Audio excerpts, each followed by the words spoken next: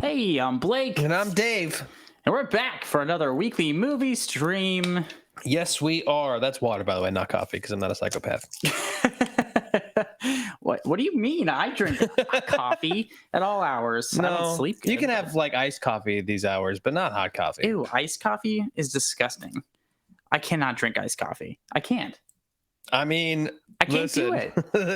That's the hottest of takes I've ever heard. No, it's a cold take, Dave. It's iced coffee. Ah, look at me. I'm a dancing fool. I hate everything that you are. But for real, cold coffee is disgusting. It just tastes like coffee that I left out for like 4 to 7 hours, and I come back to, hey, fuck off, Chloe one. Love you. Yeah, see, I told you, hottest of takes, man. We're very abusive to our chatters. So Dave, how's it going, man? You're in Los Angeles. I am fucking finally, but not permanently because the post office sucks. Truth. I'm on a vacation and here to fuck shit up. It's true. And fuck shit up you have. Look at my apartment. I've done it personally. It's all backwards. Yep. But if I don't know how many people are on here right now, but if you weren't aware, on Sunday, just a couple days ago, we did a movie night. We haven't done one in a while. Dave, what did we watch? We watched The Brain That Wouldn't Die, the Blake story. Yeah. Ow. Fuck. I hate it when you're right. Yeah, it was 1962. 62. Yes. Yeah. It's about a movie about a dude who was in a hurry and got into an accident where it decapitated his girlfriend. Yeah. Somehow, and he kept her head alive. Not as a sex toy. Nope. But well, we didn't see it on screen at least. Anyway, kept her head alive and kept forgetting to get new bodies or a new body for her because he kept just womanizing other people. It's true. This head was, to be clear, the head wasn't just like the head was alive. It was talking without lungs or vocal cords, but the head was talking and was in a tray of wine. Yep. I don't know. And she also telekinetically connected with a monster in the closet. This sounds way more interesting than it actually was. No, it sounds like, oh God, I want to watch this movie. You don't. It's really boring. It was so boring, in fact, that Jordan, our mod, had to play a little prank on us live on stream. So fucking dickhead. If you missed the stream, that's fine. You can replay it now. Or Jordan can replay it for us right now if you'd like to see us being miserable. I mean, yeah. Just 2 days ago. Is that what you want? I think he's about to. Yeah, let's do it. All right, let's show the people what they missed. Uh-oh, Blake's laughing. Long time ago. Oh God.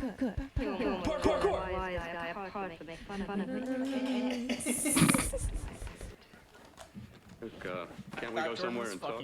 No, I don't date men. Because I pose like I do. Your mind works overtime. We got iced. Oh, you son of a bitch! Are we 19? I lost audio. We got of us. coast to coast I'm not on the iced. make for you. Okay, so maybe you're better than most. That was the most Maybe savage not. fucking thing. I still hate all men. But only Blake, right? Is the only sex Nope, with Blake. you guys Blake got was- fucking iced. I'm not 21, so actually Let me see your I IDs. really cannot. Let me see your IDs. Just kidding. You're drinking them. Oh no! Couldn't you get a cool flavor yet? Just some original. Just original. Can't hide yourself away here forever. Posing bare Damn it! a bunch of neurotics. Later, so pissed. But I have to hold this microphone, so I'm. You got loud. Shut up. Head full of jealous lies, and I get. Forget the How can I forget? I'm more excited that I actually date Christ, man. This is gonna mess him up more. This is a thing that just happened. I hope you guys are witnessing this. That was hilarious. Don't ever do that again. One and done. Yes, because I don't need your head. Cheers, guys. Wait, chug? No, I'm not chugging. I'm not chugging No. this thing. Okay, thank God. I'm alright with that. Cheers. I love you. I hate you, Jordan. Yes, Jordan can fuck off. Love everybody else. Hope you have fun, Jordan. Happy Sunday. I still have a hangover from this. Yeah, we ended up having 2 each. It was great. It was a rough night. It was a terrible movie, so don't watch it. No, don't. I mean, you can watch us watching it. I think that'll get your fix. Sure, yeah, you can get that. You can watch our VOD. There's quite some fun stuff in there, but the movie itself sucks. Don't watch it. Not a recommend for me. No, definitely not a recommend at all. But mainly because how does she become telepathic? Nothing fucking makes sense. Just because her head got cut off? That's all she has, so that's all her energy goes into creating new abilities? I don't know. There was like wires attached to her head, and like she's like floating in wine or something. I don't know how, but she develops these psychokinetic powers. And somebody called it a peanut butter monster when it finally came out of the closet. Yeah. That was me. Okay, yeah, it looked like Sloth from the Goonies, but Sloth's shittier dad, more meltier dad. Definitely a meltier dad, that's for sure. But yeah, that was weird, but it was a fun time, and thanks again to Chloe One for being on the stream with us and enduring that. Yes, she's in the hospital recovering from her own Smirnoff Ice hangover. It's true, yeah. For some reason, hit her the worst, but Whatever. didn't affect me at all. I'm great. I lost a toe. The diabetes set in very hard.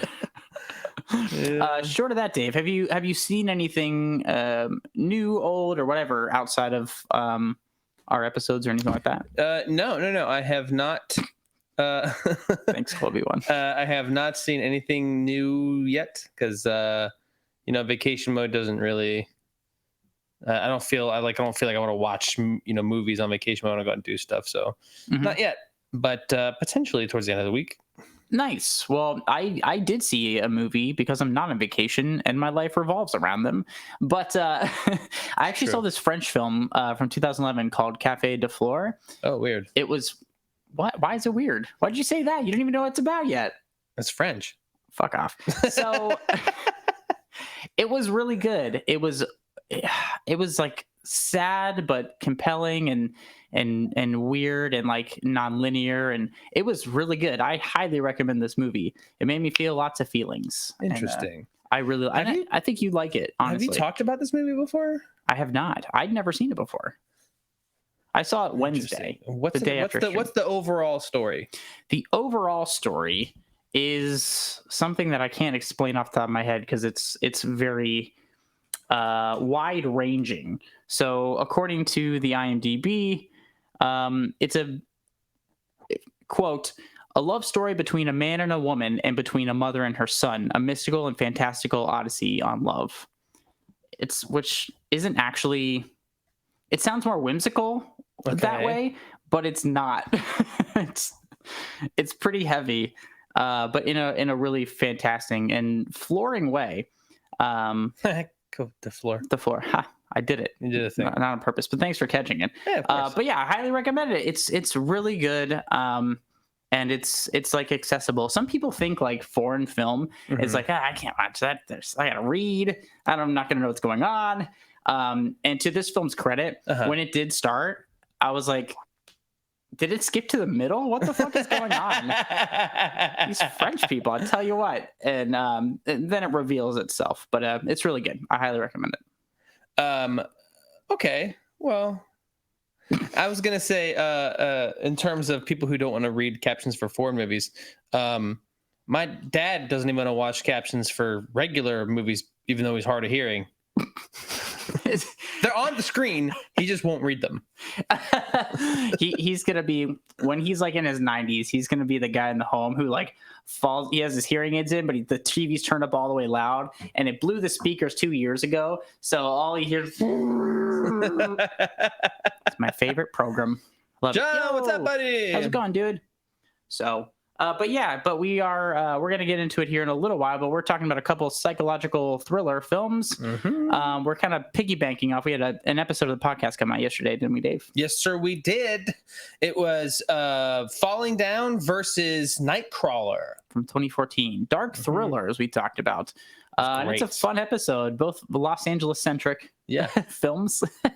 They're yin and yangy a little bit because night and day. It's true. It's a wild fucking ride. Both of those movies really are. One was very slimy. Mhm. The other was very cringy. I agree with that. We're talking about the original Psycho, not the Gus Van Sant shot for shot, which, I mean, I'd be happy to debate anybody on that. I love Gus Van Sant as a director. I don't think there was a need to remake Psycho shot for shot the way it was.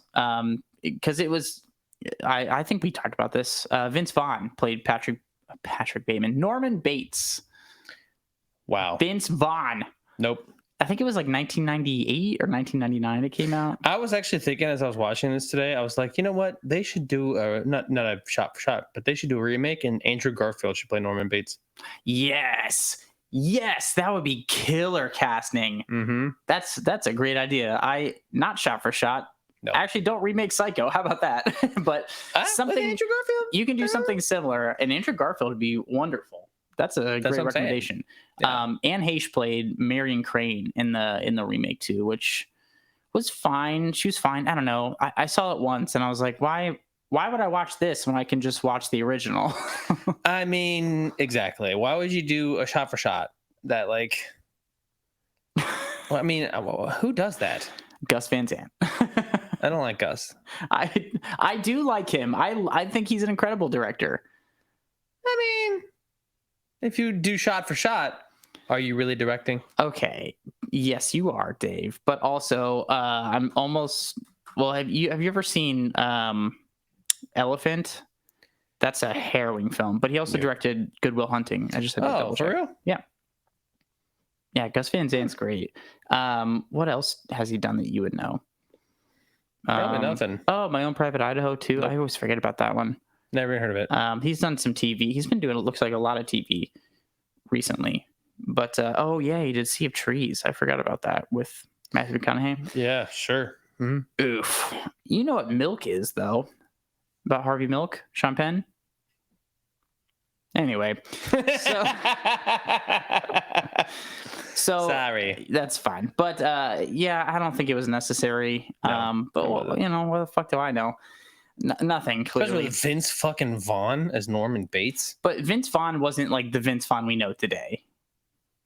Obviously, he's freaky looking in it. I don't think he did great. I don't believe him as Norman Bates. And we'll get into the casting of the original. I'm just imagining, Norman Bates talking like fucking Vince Vaughn. No. I'm just imagining him trying to be like, what was one of the lines he said? I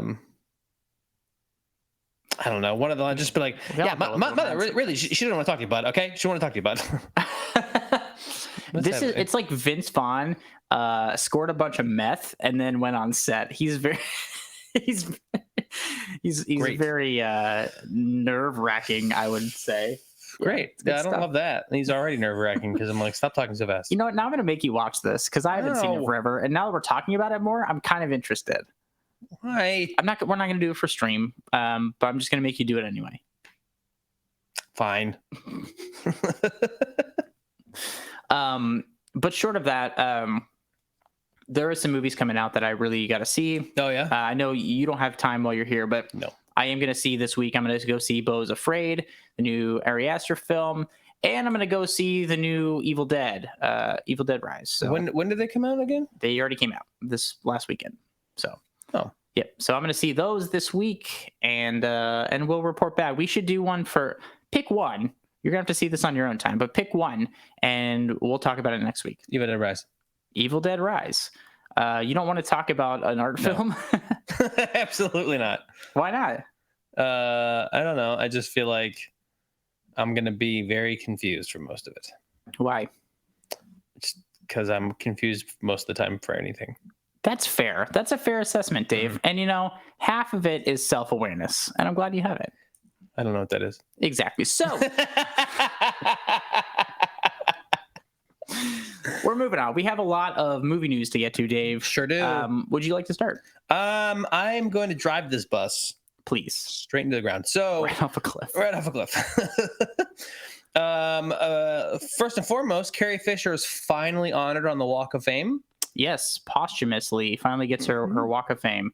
I think we're getting a little crispy there on the stream there, Dave. Oh, are we? Yes, we are. Super. Do you want to kill that? I'm on my hotspot. Oh, got it. Yeah. Okay. So it's not that at all. Very weird. But anyway, go ahead.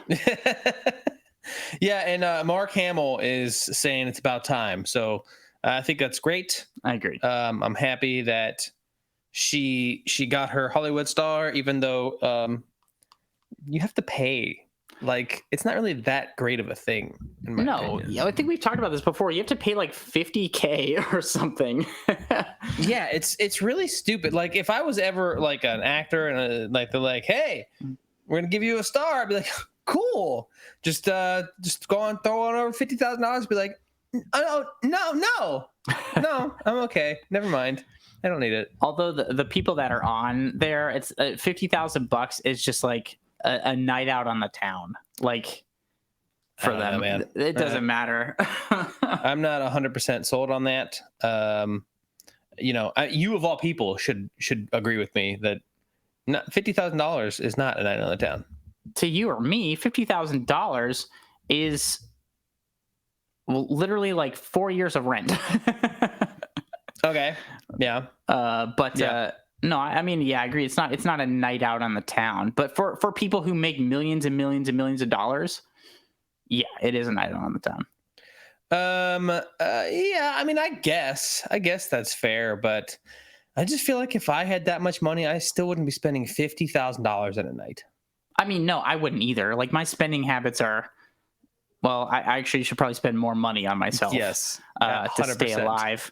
That's an issue. Uh-huh. We'll talk about it later. From the hospital. Probably. Absolutely. You don't get my rent. You have to fight me for it. I'm first dibs anyway. So actually, Wendy's first dibs. She already called it. She called that shit 10 years ago. I'm still second dibs. Yo. Oh no. Yeah, I'm sure everything echoes in here. Since I had to rearrange my entire apartment, there's no cloth on that side, so our voices are just bouncing right back against that from that plaster wall. It's great. It's so much fun. It's good stuff. Yes. What else we got? Conjuring 4. The title revealed is called The Conjuring: Last Rites. Sorry, I fell asleep. What? I don't even remember. Apparently, they're teasing it as the last of the series. That's not. We both know that is not true. Can a boy hope?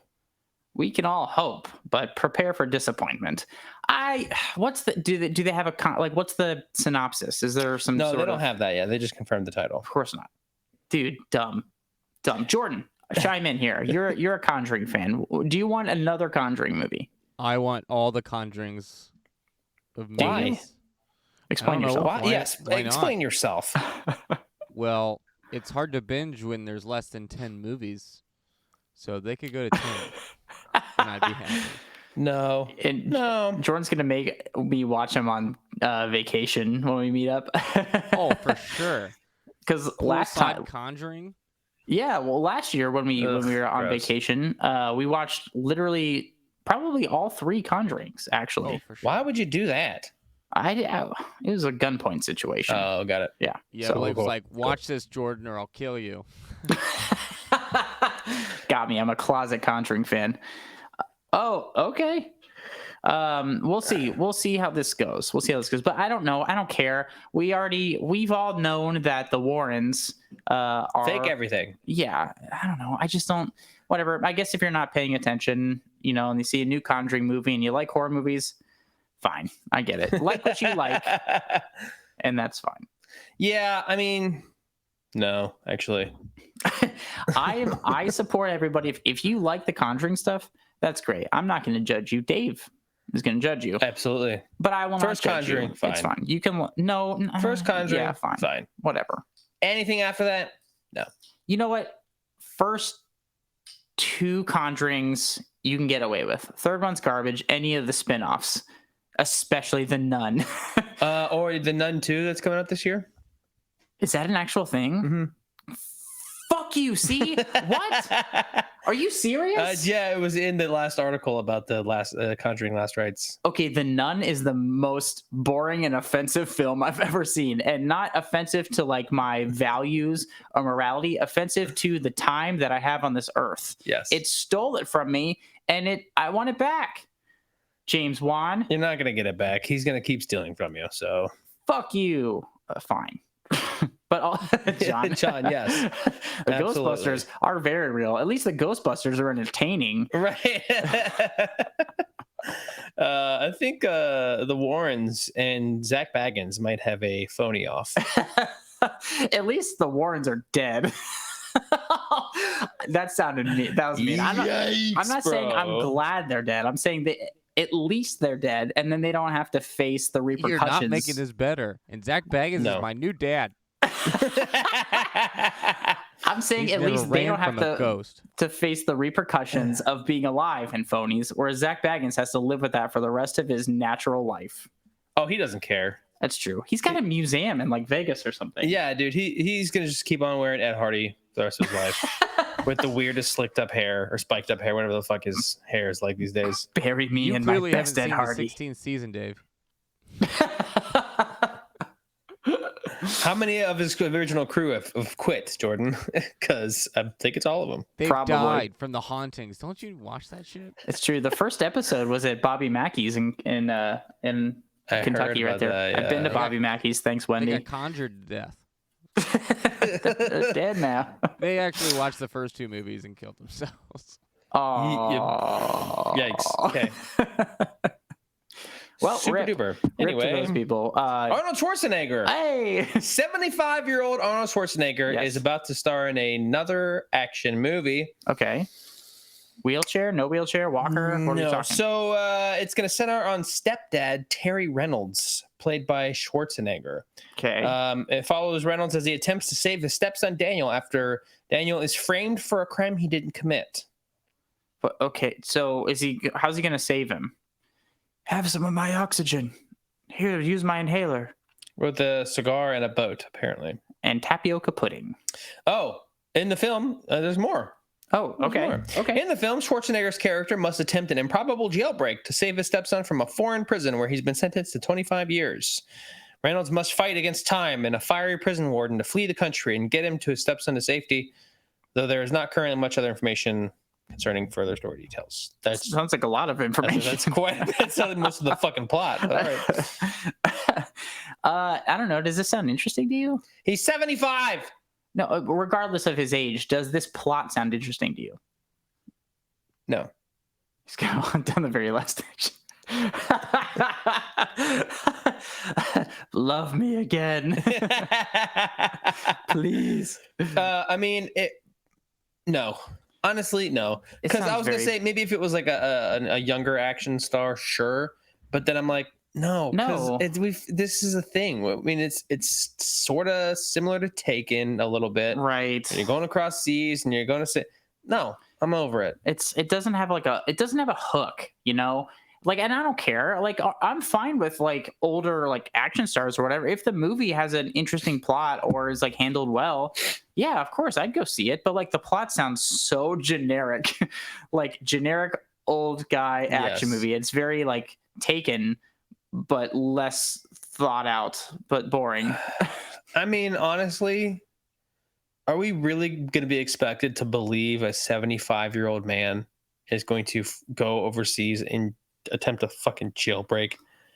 Yes, Chloe, we want exactly. Again, like I'm fine with that because like whatever. If he's 75 years old, okay, don't give me that fucking look. Because listen, if he's 75 years old, you're very ageist right now, Dave, and I can't even handle you. Because if he's 75 and he's like, hey, my body might be broken and stuff, but like I'm gonna use my wits or whatever. Like he can do that. Arnold. I'm just saying, I'm not saying Arnold specifically, but people can do that. If I will have a problem if Arnold is like 75 years old and he shows up and he has to beat up an entire regime of like 25-year-olds with Uzis. He is gonna. Then like, no. I mean, honestly, if Sylvester Stallone's more recent movie is any clue as to what we're in that's for, so bad, dude. it's exactly so what's bad. going to happen. He's going to fucking fight off all these people, and it's going to look so bad because he's 75 and can't fucking move that good. Well, how do you know he can't move that good? Because he's 75. You're generalizing. 75-year-olds cannot fucking beat up hordes of people. I disagree. See, look at Chucky Norris. Thank you, Wendy. Chuck Norris is a whole different breed. Okay. Amen. Obi-Wan. Thanks for proving my point.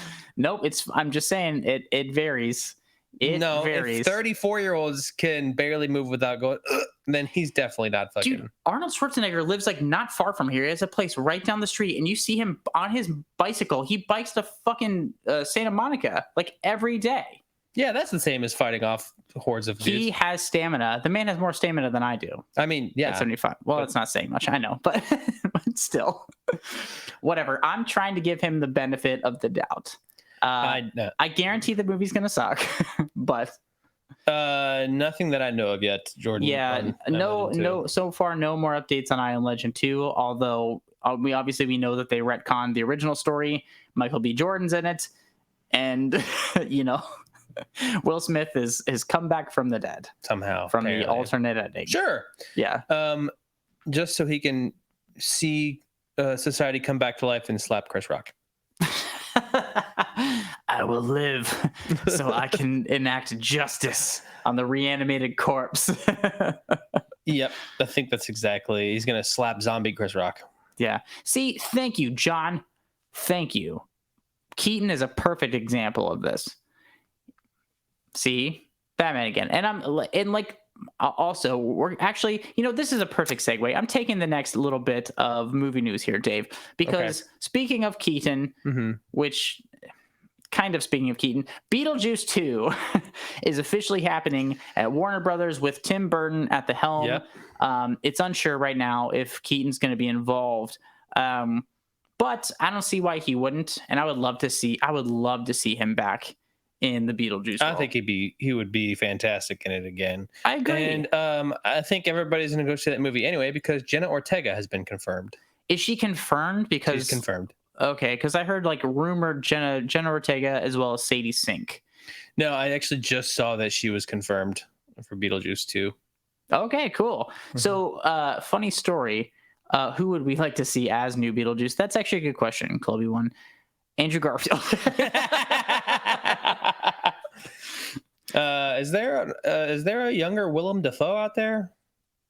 Oh, no, current Willem Dafoe would be terrifying and hilarious. I agree. I think it'd be fantastic. Channel that Green Goblin energy. That's what I'm saying, man. Yeah, no, that would be fun. Honestly, I would love to see Willem Dafoe as Beetlejuice. Who else? Who younger, Dave?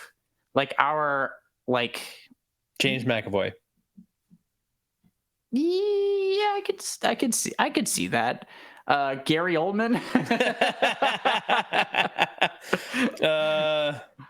I don't know. Ryan Reynolds. No. Oh no. You know what? Actually, fuck. I actually would agree with you. I think he actually could pull off Beetlejuice. That's a good call. Actually. That's what I'm saying, man. He's pretty good. It's just because he's just that's if he toned down his Ryan Reynolds a little bit and went more in the wacky, I think that would be fine. But I think so, maybe. I think it could be. But I do have to say, it's Hasselhoff. Oh my god! Wait, Peter Evans. Who's Peter Evans? I don't know who that is. We'll find out shortly, hopefully. But no, Hasselhoff. Well, if you didn't tell Hasselhoff that he was in a Beetlejuice movie, yes, and you just put him in the costume, he would act that crazy. I think you're right. I don't think he's that witty, but that would be fun.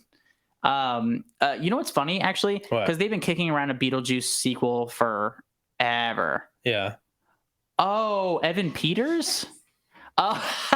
That's fucking hilarious. Listen, it's his fault for having two first names. we'll forgive you for that one, Clippy. Oh yes, and so I'll get to the Harry Belafonte news. Like, he passed away today. Rest in peace. Honestly, this sounds mean. I don't mean it in a mean way. I didn't realize he was still alive. Yeah, I didn't either. But he's 93. Was 93. But yeah. So there's been the rumor of a Beetlejuice 2 has been kicking around forever, and one of the initial scripts was Beetlejuice Goes Hawaiian. What?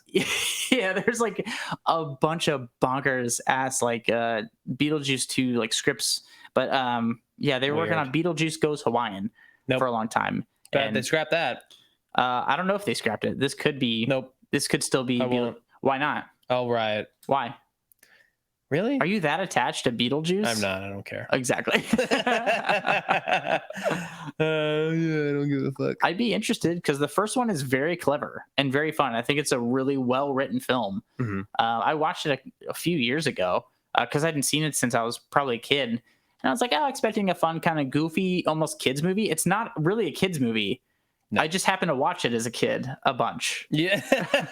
I definitely want to rewatch it as an adult because I barely remember it as a kid at all. It's fun. There's a lot more adult humor in there than you would expect.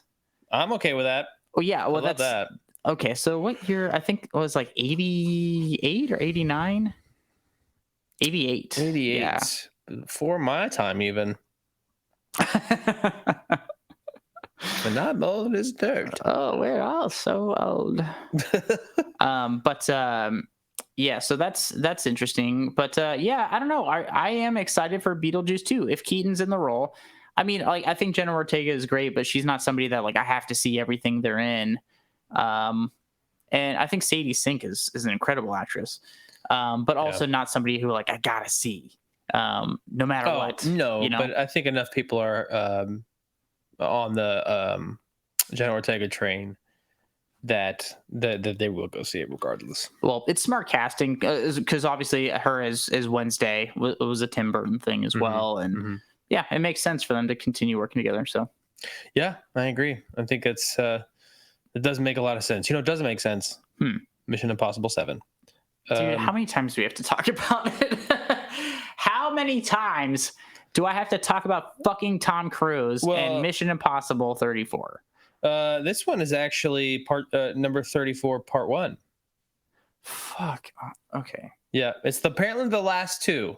Whatever. I don't believe it until they reboot it with Tom Cruise as well.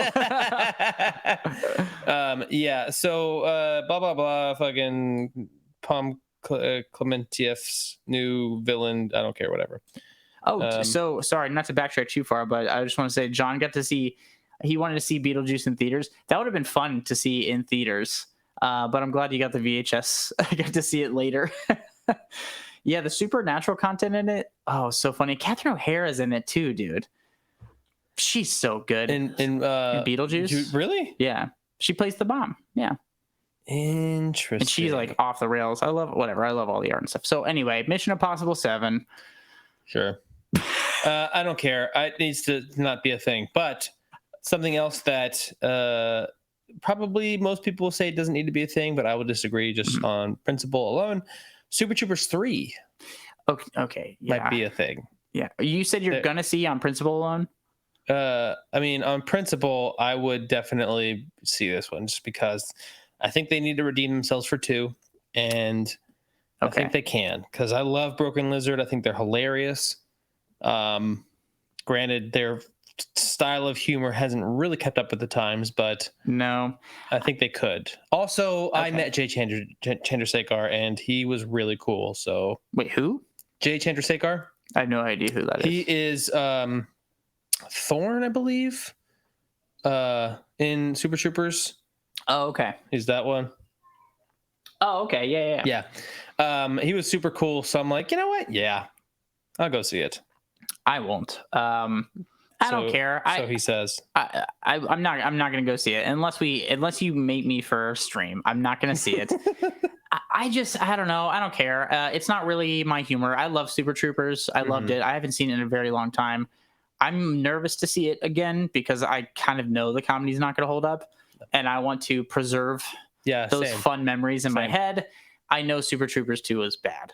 I know it was. And I don't care. To me, again, I love Kevin Smith. I think he's a great guy. Mm-hmm. It doesn't hold up. A lot of those things don't hold up. The original Clerks is still fun and ingenious indie filmmaking. Yes. You know, it's still a fun watch, but like there's a lot of things that are just fuck. This isn't good. No. And I think a lot of those like groups or like people that their humor was huge, but it was a very specific brand. Yeah. They're not successful anymore. They're not going to be. Well, it's I just don't think they don't evolve either quick enough or that, you know, times just move on. A lot of people have a very specific voice in comedy. Looking at you, Will Ferrell, and it's just which is fine, but like there's a comedic voice, and like even like the Judd Apatow films when those were coming out, those were huge in the mid 2000s. Everybody loved that style of humor, and now it's very like it's like another like of those kind of movies. Yeah, I you know, and that's fine. Everything is cyclical, but yeah, I just don't see Super Troopers like adapting their comedy. No, probably not. And so it's just going to be kind of the same old. Yeah, I don't know if I mean, it's not going to be great. I just already feel like it's going to be a waste of time. But maybe. I don't know. I'm not saying it's not possible. I'm just saying not probable. Fair enough. Yeah, you're probably right. I will say that there is a bit of movie news that I want to dive into a little bit because it upset me. Alec Baldwin had his final criminal charges dropped.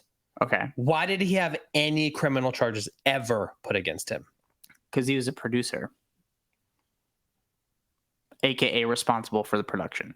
So something goes wrong, they obviously sue the people who are directly responsible for those things, but the people who are in charge that allowed those things to happen. Yeah, but it was the gun guys thing, right? She was an armorer. Yeah. Or the armor. So the armor. But the production still gets sued. Yeah, but sued is not criminal. Well, I don't know. I'm not. You know what I mean? Like it was obviously accidental. Why was he criminally charged? I'm not defending anybody. I have no fucking idea what the details of the case are, and I don't care. And no offense. I mean, obviously it's tragic and stuff. I just don't know how the system works in that way. But what I do know is that often when things go wrong on set, it's not just the people who are responsible directly that are sued or charged with stuff. Like John Landis got charged for a bunch of deaths on the Twilight Zone movie when he like pushed through and like was like, send these, like it's a tragic story I don't really want to repeat, but it's an awful story and people died and he got criminally charged. He got let off of those charges when he shouldn't have been. But yeah, so that stuff does happen. It makes a little bit more sense that I know he's a producer, but it still doesn't make any sense. I couldn't tell you. We'll have to consult a lawyer. Right.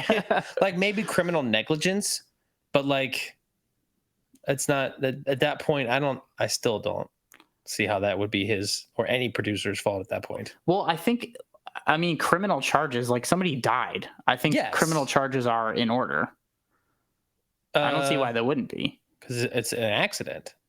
Right? If there's a way, no, but here's the thing. It could have been an accident, but if things weren't done the right way, stored properly, all these things, that's criminal. Okay. That is a crime. And the people who are responsible for the production where that happened are going to be charged for that. And they should be. Yeah. In my opinion, I don't know. Not that you can micromanage everything, but like that's naturally how it works. I guess I'm just still latched on because I was thinking like he didn't know that the gun wasn't fucking empty. I don't think they're charging him because he was the one who pulled the trigger. I don't think that's part of it. I don't know. I don't know much about this, so I can't really say. But from what I understand and how productions work, he was gonna get sued. Well, or charged or whatever. I don't know. Well, thank you for bringing that to light to me. I still think it's dumb because whatever. Speaking of things that are dumb. Okay. Fast X. Again. Yes. So I guess somebody asked Vin Diesel, why is Fast X going to be so related to Fast 5. And Vin Diesel said, it'll make sense. It's because it's double 5. He literally basically, like, I'm not going to say word for what he said, but fuck it. He said, you'll see as the finale pans out, it'll make sense why. In the same way we went back for the first film for Fast 9, we went back to the 5th film for Fast X. So he's literally going, it'll make sense. Shut up. It'll make sense. I'm going to pretend like I had a plan for this, but. Right. 100%. Oh, that's so dumb. It's that's so annoying. So dumb. I do have something. Speaking of annoying and dumb, Steven Spielberg has come out. Says he regrets editing the guns out of the 20th anniversary of E.T. We talked about this briefly on the stream because it was like, the government people come to get E.T. Yeah. But in the 20th anniversary version of the film, they edited out the guns to be walkie-talkies. So everybody's running around with walkie-talkies. It makes no fucking sense. No. So he definitely should have done that. So I agree with you there, Steven Spielberg. I'm glad he's not that we needed him to recognize that. I think it's funny that he's like, now that it's forever ago, the film's like 40 years old, and he's like, boy, I regret that. He's basically doing that's my bad. That's my bad, guys. We know. I don't know what I was thinking. Yeah, neither do we, Steve. I thought that was funny, but it kind of makes me wonder if George Lucas, like on his deathbed, is like, sorry for putting all that weird new CG in the Star Wars trilogy. I think John's going to have something to say about that because more than once I've seen him talk about how that's actually how George Lucas always wanted them to look. Bad? He wanted to use CG. If the CG would have been there for the first 3, he would have used it for that. Well, no, and I understand that. I just think there's something to be said about like leaving your fucking movie alone. Yeah. And like letting the art be the art and moving on. Obviously, we're going to talk about this with Psycho. Things that just like can't look good in the time. Like if somebody went back and digitally retouched Psycho to make it more like realistic looking or something, I would be upset because I'm like, we know it doesn't look real. We know these things in Star Wars are puppets. That's half of the charm. And like, I don't know. I think if George Lucas wants to redo his stuff, fine, he can do that. But I say leave those original versions for us as well, instead of like erasing them off the planet because you can't find them anymore. Oh, really? Yeah, they're gone. You can't find them, Dave. There's no version of it. That's what I'm saying. There's no version available. Okay, that's dumb. You can't watch them how they were originally put out. Wait, which movies are you talking about? Star Wars? Star Wars, the original Star Wars trilogy. I actually have Star Wars VHS. It's still not the original theatrical version. I can goddamn guarantee it. Are you sure? Mm-hmm. When did they change it? The stuff was changed in the 90s, but I'm sure somebody has the stuff, but there was things changed before like the original home video releases and stuff like that too. Oh, wow. But yeah, there's a lot of meddling done on those films. And again, I'm fine if you really want to do it, put out a new special edition or something. But just to like literally not have those original versions available, I think is awful. It's bad for not as only is it bad for cinema. I think it's bad for cinema history. Oh, I agree. How are you supposed to know exactly what it was in the first place? Exactly. When it's like somebody patching up what they think are mistakes. I don't know. That stuff is charming to me. Nobody's going to go into Star Wars and see the original and be like, wow, this could have been so much better in 1970s. It's like, fuck off. We know what we're getting into. Yeah. And I think it's worse now that you're like, if you have to watch like the 90s weird CG versions, like, oh, this looks awful. Yeah. I mean, yeah, I think you should be able to watch the originals. Yeah, okay, thanks. That's what I thought, Wendy. The original on the VHS. Damn. It's not. Bummer. Yeah, and John, I think with ET, I think there's some things you can like punch up and stuff like that. That replacing the guns with radios was really dumb and it was very dumb, horribly unnecessary. I think he wanted to appeal more to like the family crowd, but like I don't know. I think that whole conversation is interesting and I understand both sides. Yeah. But I still think all these versions should remain available. I agree. I think it is dumb that they did that, and very unnecessary. And speaking of dumb and unnecessary, yeah, Chris Evans' new movie Ghosted apparently is so bad that somebody said it feels like one of those AI chat GPT things wrote it. Oh no. Yeah. Oh, apparently no. it's just like chock full of cheesy one-liners and listen, he made all his money on fucking playing Captain America, so he can do whatever the hell he wants now, even if it's true. You do trash forever. Yeah. So. I know. I heard it was really bad, and honestly, I really want to see it because I heard it was so bad. I kind of have to see this for myself. I kind of do as well. Should we talk about this next week? Fuck it. Okay, let's talk. So next week we're going to talk about Evil Dead Rise and the appropriately combined Ghosted on Apple TV Plus. Great. I got to find a way to watch that. Jordan, legally acquire this film for us. Thanks. Yeah. Yes. Which film do you need, sweetheart? Ghosted on Apple TV Plus. All right. I'm also watching the CGI of the ET. Like are you? With the walkie-talkies. So funny. It is hilarious. It's a funny watch. I know that. Are you watching it like on YouTube? I guarantee there's there's ways side by sides. Killer. That's really fun. Nice. Post that in the Discord if you get a chance. That'd be cool. But yeah, that I heard Ghosted is really bad. I don't know, man. Because did Chris Evans really want to do this, or is this like, oh, well, I this think apparently there's a bunch of Marvel like cameos in it, so I think it's like his thing. Interesting. Because apparently Scarlett Johansson was initially supposed to star opposite him, and then she backed out. Okay. And then Ana de Armas took her place. But apparently it was like his thing, and apparently it's just really, really, really bad. Oof. So yeah, I'm interested. I kind of want to see it because, like, I don't know. It is funny. Like, Chloe One brought The Gray Man, and it got shit on. And I didn't see it. I didn't take the time to watch it. But yeah, I feel like there's a lot of weird, like, low effort movies that have been coming out with like huge names. And like, this script kind of sucks. We're kind of just going with it, but we have a lot of people attached to it. Therefore, people will see it. It should be great. Hopefully, they elevate the script I wrote last night in ChatGPT. They don't. I had somebody, I'm not going to name names, but I had somebody tell me that, who is not a writer, that they were writing going to write a script and going to get in the movie business. And I said, oh, cool. That sounds awesome. I'm very interested. I too am a writer. And I'm like, oh, what have you, I just fed it into ChatGPT and I'm just like making some tweaks to it. And I'm like, the end is nigh. Oh God. The end is nigh. And speaking of AI, I saw a TikTok for the AI editing.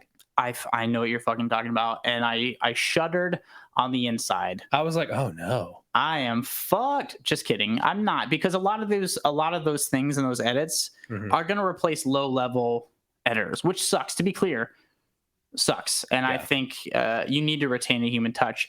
But when you can just type into a prompt like, hey, make this for me, and it makes it, we're in trouble. We're in trouble. I do a little bit more specialized editing. Yeah. That requires storytelling and a human touch. But like for a lot of these, like I still work on things that are like, money jobs that like, we just need somebody. We need somebody with two hands and half a brain to compile these things together and give us a video. And I do those jobs, and I pay my rent, and that is how I pay for my life with those things. So I am scared. And I'm literally sweating right now. Great. Ew. Cool. Sorry, Dave. Well, let me pick up the mood here a little bit. No. Okay, fine. I'll pick something that won't. Let's see here. Here's something that'll depress you. YouTube gamer Markiplier is directing and starring in a film adaptation of Iron Lung, which is based on a script that he penned. I saw. I mean, I'm not mad. I don't care. Whatever. Make your fucking thing. I don't care. Because he self-financed it too. Yeah, well, that's what I was saying. Like, he wanted to do a thing. He's going to do it. That's fine. Whatever. Because YouTubers make movies all the time. A lot of them suck. I was gonna say a lot of them suck. Yeah. And that's that's not to shit on anybody's efforts, because I think going through that process and making something is something to celebrate and something that you should be proud of. Doesn't mean it's good. No. Doesn't mean I like it. Right. Doesn't mean I'm going to watch it. Correct. But yeah, whatever. People should be proud. He's in a place that he's done a lot of work and he's put in a lot of effort. I don't know what he knows. I don't watch Markiplier videos. I don't know anything about him other than the fact that he's from Cincinnati. Oh, I didn't even know that. Yeah, he's from Cincinnati. And so that's all I really know. So YouTubers have a platform. They've built something for themselves. I know some people complain, these YouTubers aren't anybody in the film industry, and now they get to make movies. Like, well, you're old.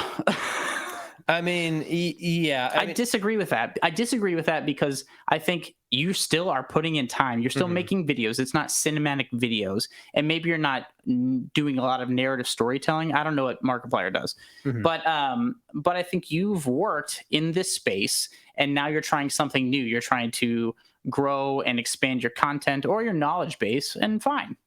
Great. I mean, to play the devil's advocate here, by all means. To me, it's like the Jared Leto thing where he wanted his band to be famous, so he became an actor and then kind of skirted around all the work it takes to be a successful musician. It feels similar to that. Like, it's a lot harder to be a dedicated actor or director or writer and then work your way up to the point where you're making your own thing that you are able to finance whatever versus somebody who gets popular on YouTube, which is arguably a lot easier.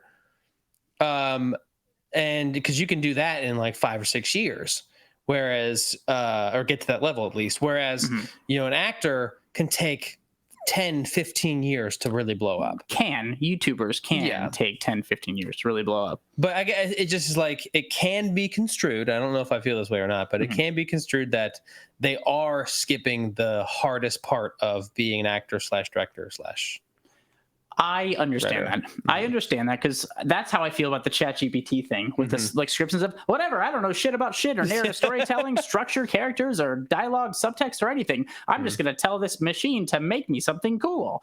Fuck that. Yes. That is offensive. But whatever. I don't know what Markiplier again does, but maybe he's been working over the years, like, and stuff in the background. Yeah. That's fine. A lot of these YouTube people get approached about movie stuff when they blow up. He's been popular for many, many years. Jordan knows who Markiplier is. Would you see this kind of movie? I don't know what kind of movie it is, but Jordan, would you see the Markiplier movie? No. Okay, there we go. Jordan's on my side. Settle. I'm not going to see this thing. I'm not on anybody's side here. No, I'm joking. I'm not going to see this thing. I don't really know what it is. I don't really care. If I'm told it's really good, I'll go see it. Or if I see a trailer and it looks interesting, maybe I'll see it. Probably not. But I don't think that's disingenuous or coming from a place so removed that it's like, because I don't think it's the leap from like acting to music. I don't think that's a little bit more of an artistic disconnect. I think making YouTube videos and growing a community and doing that stuff, it's video, there's storytelling involved. I think that more easily translates to film than like, say, like, hey, I'm the number one, lawn dart player in Southern Ohio. I'm going to direct a feature now. There's like a little disconnect there, but I don't know. I'm not mad at that. I'm on the fence. Fair enough. But I'm actually also on the fence about another remake, White Man Can't Jump. Hulu is making White Man Can't Jump, and it has the acting debut of Jack Harlow. Okay. Okay. Remember what I was just saying? Yeah. That applies. That directly applies to this. Yeah. Can Jack Harlow act? I don't know. We don't know. It's his acting debut. He's skipping all of the stuff to act for the very first time. Because fuck you, that's why. So I think there's a difference between like cameos and stuff. Like we got our Cardi B cameo in F9, which was bad. It was really, really bad. Awful. She had one line, and She fucked it up. She fucked it up. So, oh, buddy, that's not going to be good. It's not going to be good. No, it's not. And apparently, it's going to be. They're going to be continuing the same grift. Okay. That the original one was, which is when Woody Harrelson and Wesley Snipes original in 1992, they would get these people to bet on basketball games, and then Woody Harrelson was actually like really, really good. Yeah. And they just assumed that, oh, he sucks because he's white and can't jump. Yeah.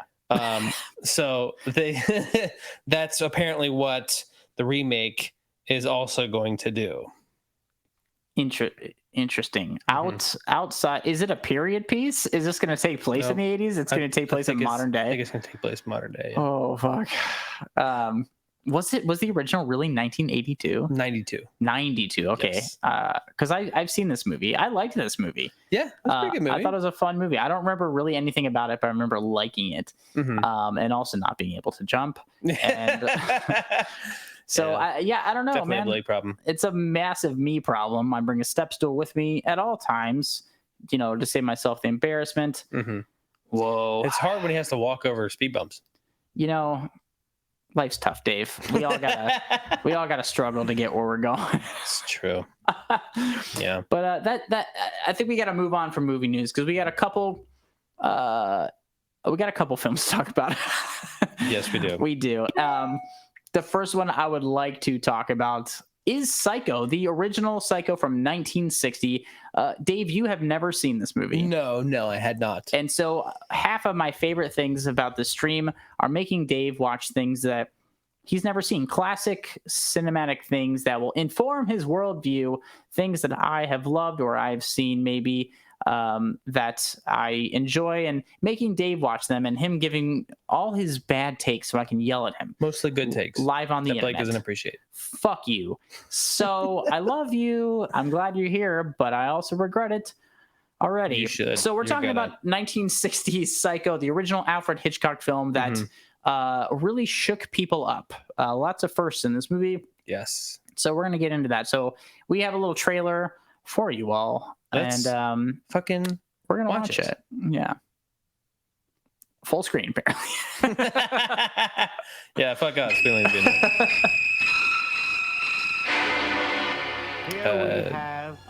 we don't have audio here, but hopefully you guys do. Fact, it has now become there it is. As the scene of the crime. You have any vacancy? No, we have 12 vacancies. See? Andrew Garfield. Oh, no, for sure. In the world. That'd be brilliant casting. I think that we're all in our private traps. Clamped in them.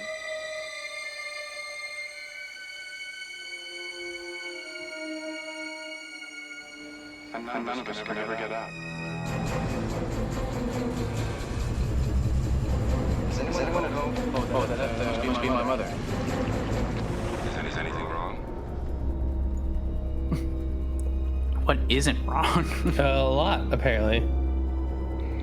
I think there's something wrong. He's not missing much to run away.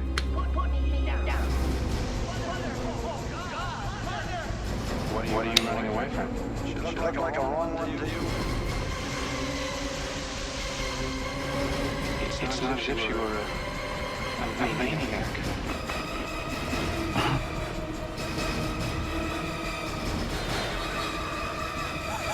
She just goes a little mad sometimes. Did you recognize this is like a fan-made trailer? Because the original trailer actually is Alfred Hitchcock on the set, and he's like, "Let me take you around to show you where the scene of the crime is," and it's like so funny. It's ridiculous, hilarious. It's really great. That classic like dry British Hitchcock wit, but it's like 5 minutes long, and I'm not going to do that. But it's clever. So Dave, tell us the story of 1960s Alfred Hitchcock's Psycho. I sure will. So basically, it's about a woman whose name is escaping me at the moment. Marion Crane. Thank you. Marion Crane, who she out of nowhere decides I'm gonna steal these $40,000 that somebody gave me cash in my job so that I can go be with my boyfriend. And on the way, she makes her way to Bates Motel, where she meets the not at all crazy Norman Bates, and they have a good time. They have a great time. Great time. It is a hard movie to summarize, to be very clear. But I think we can spoil a 50, 60-year-old movie at this point. Yes. If you haven't seen 1960s Psycho, go see it. That's on you, not us. But it's also on you. You've had your whole lifetime. So, what was your first impression of this movie? Seeing it for the first time, this classic piece of cinema. My first impression, which can be attested to by Clubby One, is this movie felt a lot longer than it was. I understand that. It felt a whole lot longer than it was. It has that pacing of the era. Yes. And yes. And I also, this is not necessarily because of anything in the movie other than the pacing, I struggled not to fall asleep. Really? Yes. I mean, it was an interesting story and everything that was going on was great. But the second that the pace started dragging, I'm like, dude, I'll tell you what, I haven't seen this movie in a number of years. I love this film. I grew up watching this film, and it's definitely a favorite of mine. And I hadn't seen it in a number of years. So watching it last night, I was like, okay, I started like 1 a.m. because I finished work finally and got all my stuff done. I was like, I'm gonna put on Psycho, and I was like kind of like laying down watching it, but like by halfway through, I'm like sitting on the couch. Yeah, it pulled me in because I understand for modern audiences the way it's paced. It's kind of a mystery. It's almost a genre mashup today. But it's kind of a mystery slasher film, you know? Yeah, a little bit. Which is some of the first of its kind. This was lauded and hated as a film when it came out. As disgusting and overdone and gross for grossness sake. Walt Disney actually, Hitchcock wanted to film something for a project at Disneyland. Really? And Walt Disney said no. I refuse to let the maker of that disgusting movie Psycho ever step foot in my park. Wow. So offended. And we all know how cool of a guy Walt Disney was. That's fucking hilarious. Yeah. I can't. So there's a lot of things to like about this movie. What was some of the first things that like jumped to your head when you're like things that you like about this movie? I like how this person was like $40,000 cash. Mine. To be clear, it is set up in the very beginning. She has this romance. Marion Crane has this romance with Sam, her boyfriend, and he's like, listen, we can't get married. We can't really be together. I owe disgusting amounts of alimony. I live in a weird shack behind my hardware store. He's like, we can't be together for years until I'm debt free.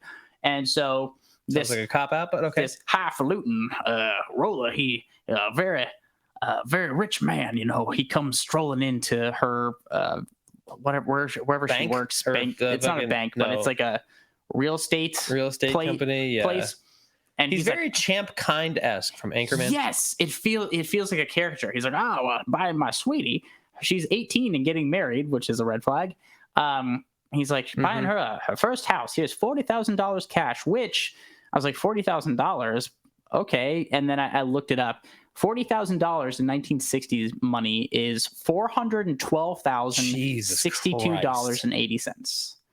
So almost $500,000. And she's like, she was tasked with putting this in the bank until her boss was like, put this in a safe deposit box. I'm going to convince this nut job to give us a check on Monday. And she's like, okay. She gets in her car. She's like looking at this thing and she's like, wait. This solves all my problems. I'm going to get my boyfriend out of debt, and we're going to live happily ever after. So she decides to drive from Phoenix to Fairville, which is in California. Yes. It's California. Oh, God. I'm not going to give you my Benoit Blanc accent.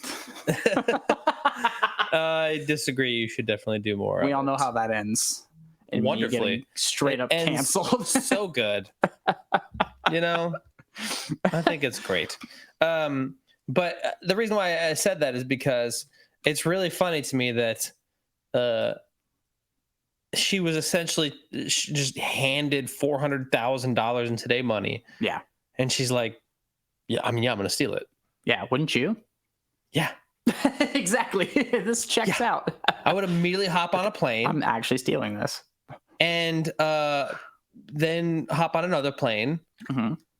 And then inevitably forget cameras are following me everywhere. Oh, yeah. And get caught. At the strip club. Such a waste of money. I'd be buying a strip club. There you go. Small business owner. And then pay back the $400,000. Be like, it's all I needed. You're good. We're good, right? It's not criminal anymore. It's definitely not criminal. Well, that's the thing too, because they send out once Marion goes to the Bates Motel. She's obviously reported missing, and the guy who was the high roller Benoit Blanc, he's like sent out a private investigator to get his money back, and Marion Crane's sister Lila and her boyfriend Sam, they all go out looking for her. Sure do. They end up eventually at the Bates Motel. Listen, as long as you'd hire me, Dave, I'll be your C crew. I'll be your Monday morning, afternoon crew. Bus boys. Mm-hmm. Oh, you'll be on stage. Thank you. Mopping up. Somebody's got to do it. It's true. I'll take what I can get. A lot of sticky stuff. So for me, oh boy. For me, there's so many things to like about this movie, and it is a classic for a reason. One of the things that always sticks out first and foremost is the music. Yeah, the music gets you through a lot of this stuff. This is a Bernard Herrmann score. This is the first film to use a that comes from this. I knew that much. Okay, yeah. I don't know why I knew that much, but I definitely knew that much. Did you spill water down your shirt? I sure did. Now it's in my belly button. Good thing I've been it's a win-win-win. Working on mopping up. Nope. You're off the clock right now. Please give me more money. AI's taking my job. Markiplier stole my job. Oh, damn YouTubers and AI. YouTubers and AI is like a bad mixtape. Oh God, yeah. Title.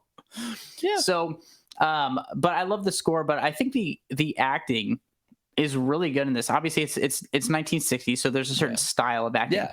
But everybody is very believable in this film. Yeah, the guy who plays Norman Bates crushed it, dude. Yes, this is Anthony Perkins, who he is so good because he has that perfect like disarming kind of like attitude. You know, he's just kind of this quiet, kind of shy guy. You know, he like again like kind of built like me. He can't hurt a fly. You know, he's just I've heard a fly. What? Sorry. I'm just trying to be buff on like intimidating on camera. You believe me. So, but he's the perfect killer. Because this film does one of those things where it gives you the main character. You should look at me like that. It gives us our main character. Sets up Marion Crane. We have this movie. If you went into this movie not knowing the plot or anything about it, if you went into this movie not knowing the plot or anything about it, you would think this is like a woman on the run, like kind of almost like a caper film. Yes. It turns into a slasher film. Yes, very quickly. Because our main character Marion is killed halfway through. Yeah. You know, and yes, Peeping Tom is a great movie. It is similar thematically because Peeping Tom is. Am I thinking Peeping Tom is the one where he kills people with the camera, like the tripod? He has like a camera and he kills people with the tripod leg and films their death. Oh, that sounds fantastic. It's a really great film. I actually highly recommend it. Thanks for bringing that up, John. But I think it is shocking because you get used to this character and then they're gone. And then they're just dead. She's just dead. And I love that. How did you feel about that? Did you know about that twist? Did you?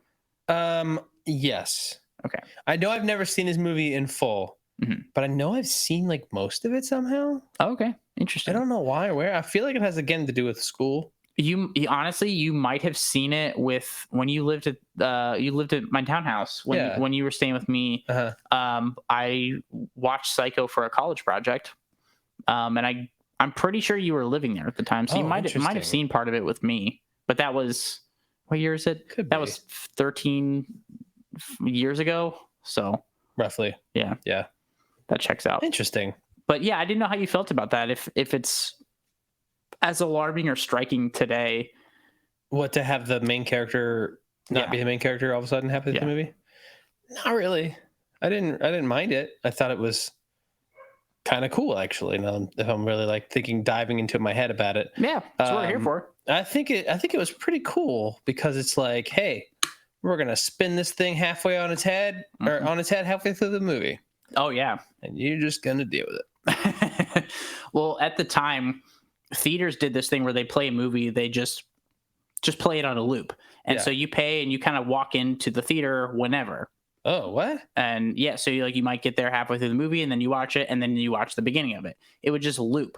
So this is also one of the first films where Hitchcock personally was like, he had so much clout at the time that he'd be like, nope, you're not getting into this movie unless you're seeing it from the beginning. No late arrivals. Nobody's allowed in the theater. There's like a cardboard cutout of Alfred Hitchcock standing there with like pointing at his watch. It says like no late entries. Amazing. And stuff. So he kind of started that. Yeah. Thank you. I don't make me do accents. Stop doing accents, me. I'll do them for you. Thank you, Dave. Somebody's got to.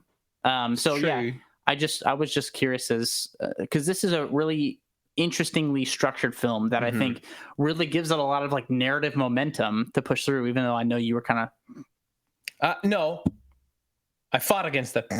I appreciate that. I really appreciate it. I really fought it. Yeah, I'm proud of you. Thank you. I did my best. Somebody's got to. No, I think if the pace was quicker, and that's why I think there should be a remake. I do. I think there should be a remake. I think Andrew Garfield should be Norman Bates. And I think it should obviously not be shot for shot. No. But I think it should match today's pacing standards, and like we can actually get into like more of the backstory with Norman and his mother, and we can actually see maybe some of the stuff in like flashback form or something to make up for the lost time when you cooking up the pace. So here's my thing. There was a TV series called Bates Motel starring Vera Farmiga. Yes. And what's his name? Freddie Highmore? Sure. As Norman Bates. It is so good. It is so good. I think that does the job. It's a modern story, so it doesn't tell like the 60s kind of version. It does its own thing, but it dives into all like that psychology, tons of stuff in it. It's very well done, incredibly shot, wonderfully plotted. It's fantastic, and I highly recommend checking it out. Series or like multiple seasons? Multiple seasons. I think this thing had like 4 seasons or something. I watched all of it. It's a harrowing watch too. I'm not gonna lie. It was kind of a tough watch, but I'll add it to the list. Yeah. Oh, and yes, John, I have seen Hitchcock. It's fantastic. There's also a lot of controversy around this film. Saul Bass, the title designer, who is a famous title designer in and of his own right, and graphic designer. He tried to like take credit for directing the shower scene, the famous shower scene. And, really? Oh yeah, all this stuff. There's a lot of things going on.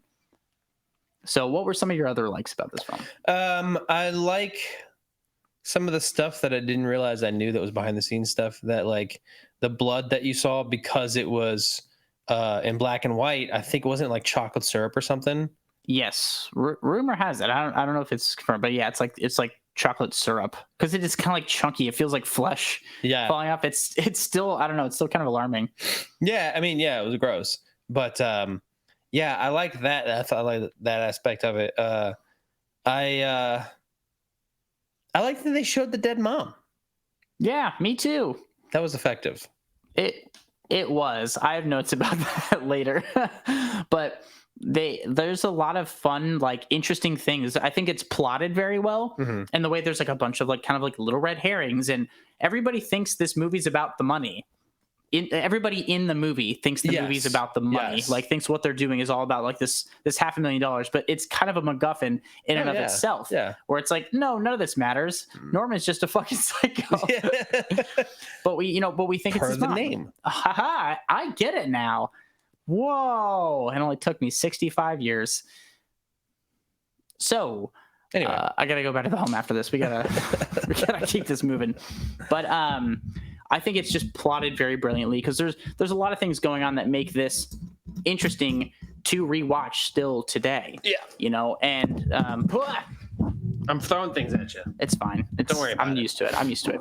It's fine. So we have that. I think there's a lot of tension in this because in the spots where there's not action happening, I still felt so much tension because it's Norman and you like think it's his mom and he's covering up, but he's also a pervert. Yes. What the fuck? Like there's so many like weird like layered things to this movie because he's like looking through like the he pulls the painting off the wall and he's like looking. We get that really nice insert shot of his eye going up to the hole, and that's cool. Yeah. Very provocative at the time.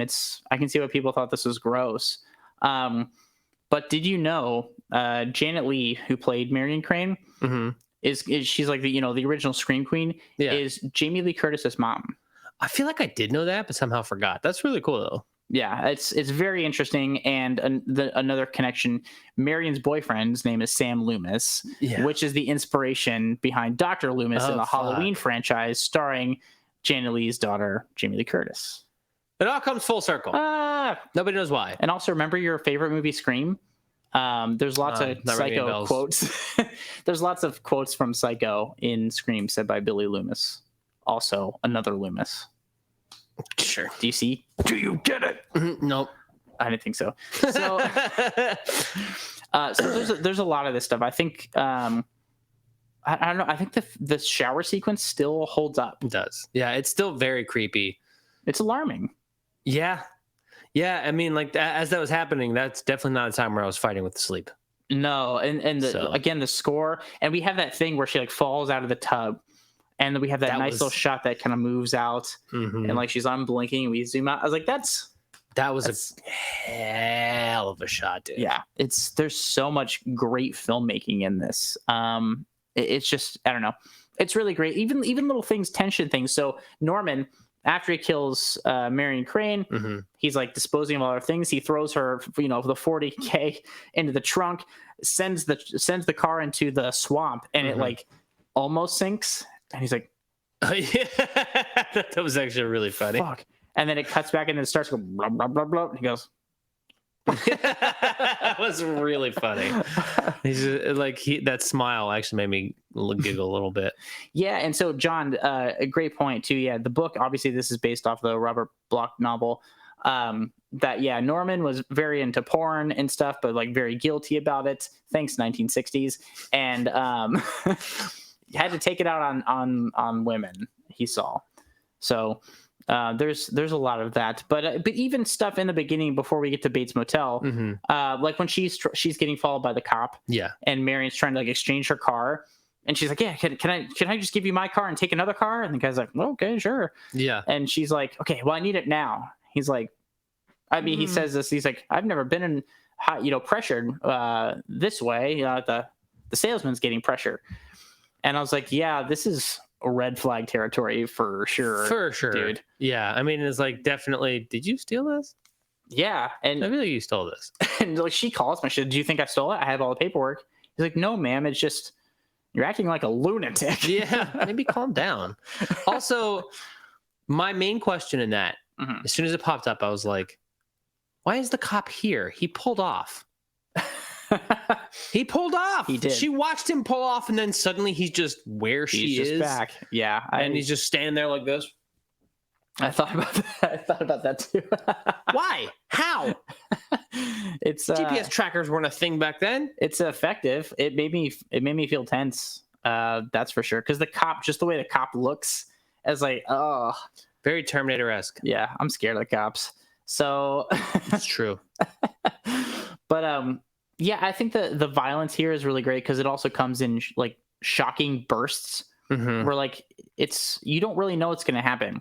No. Because obviously we had the shower scene, but when Arbogast is like coming up to try to find Norma to talk to her, he's like just walking up the stairs. We have that really nice overhead shot. She just comes out. It's good stuff. That was a really cool shot, being overhead like that and watching him fall down the fucking stairs. Yeah. Although he slid down the stairs like he had Heelys on and he was going downhill. Just This the whole is very time. smooth. Not or like, you know, tumbling. He just the whole time. It's like it's surreal. Like I think it's really interesting because it's jarring but still kind of frightening and weird. Mm-hmm. Yeah, I really like that a lot. But I do have to say, here's another fun little fact. Okay. When we see Marion flush the paper, you know, she was doing stuff on. Yeah. This is the first time in a U.S. film that they show a toilet flushing on camera. It's a weird first. Yep. Sure. Maybe that's why people didn't like it so much. But it was very like, you know, oh my God, keep the toilet flushing. No wonder there's a lot of like horrible crime and serial killers in the 70s. Yeah, you can't even talk about toilets. Everybody grew up scared of toilets. And had mom issues, I guess. I guess so. It's weird. Therapy, underrated in that era, for sure. Non-existent. But yeah, only for criminals. Only for criminals. Purely for criminals. Which we will get to. But what are some other like big likes for you? I'm not really. Oh, I like how we were kind of like led into the fact that Norman was being his mom, but we didn't see it until the end, and I really actually like that scene. Yeah, where he comes in and immediately gets tackled, sort of, and also gives up a little bit. He gets like manhandled. Yeah, but seeing that reveal, I was like, oh, that's very unsettling for sure. No, I agree with you. There's just I don't know. I think there's a lot to this film, and there's a lot of rewatchability with it. And there's a reason it's a classic. You know, black and white films weren't the standard in 1960, but basically it was a very controversial script. And he's like, you know what? I'm gonna make this movie, and I'm gonna make it with my TV crew, because there was Alfred Hitchcock Presents, the TV show at the time. He's like, I'm gonna make it with my TV crew for like less than $1 million. And we're just going to like do the thing. And so he did. And we're talking about it now, 60 plus years later. I mean, yeah, it's definitely a trailblazer. I definitely appreciated it for that. Just for you pieces. I'm really into tongue these days. I had a cow tongue last night, actually. No. I believe that. Not for food.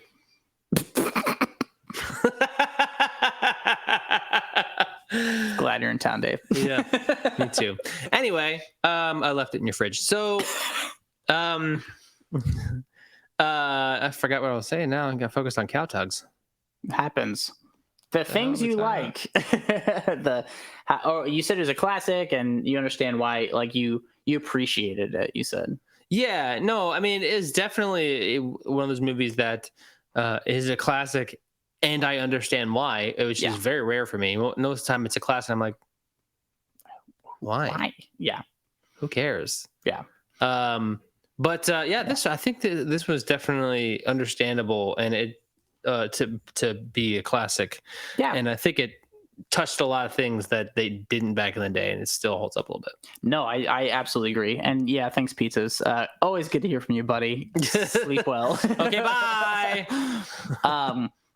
So I do have some dislikes, a couple. Okay. But we'll start with you. What are some of your dislikes? The fucking pacing.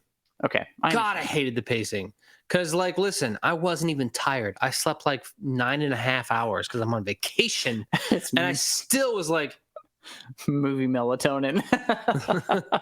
Definitely some movie toning up in this bitch.